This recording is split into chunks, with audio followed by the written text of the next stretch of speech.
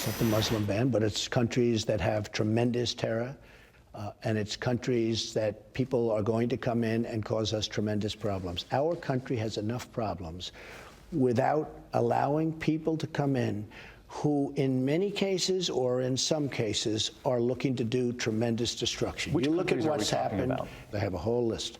You'll be very thrilled.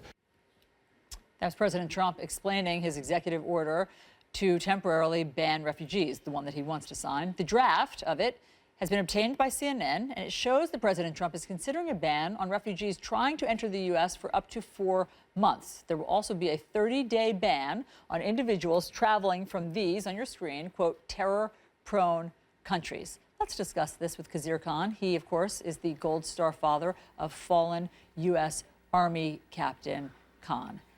Mr. Khan, thank you very much for being here with us. What did you think when you heard of Mr. Trump's new plan to ban people coming in from his so-called terror-prone countries? Ellison, I am saddened to hear this. We were hoping that this xenophobic rhetoric will end with campaign, but it has continued because this administration has surrounded itself with the people that are utterly racist and xenophobic. Let me explain briefly to you that the vetting process that is in place from refugees from war-torn Syria, you ask any intelligence policy leader, they will tell you that it has worked very well in favor of United States and for its safety and security.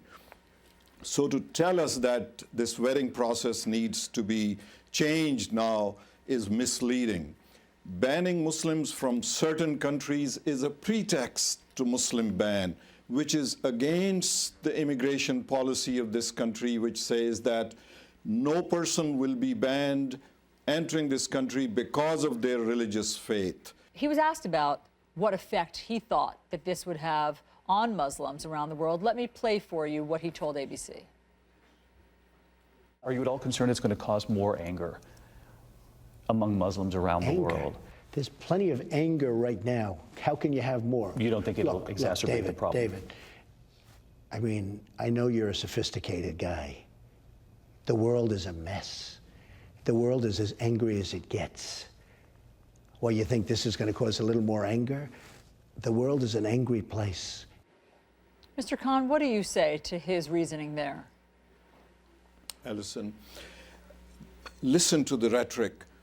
And listen to what it will do. Instead of reducing that anger, instead of thoughtfully, instead of patriotically in favor of America, reducing that anger within United States and outside United States, this executive order, these executive orders and this rhetoric further endangers my country, endangers the safety of my country.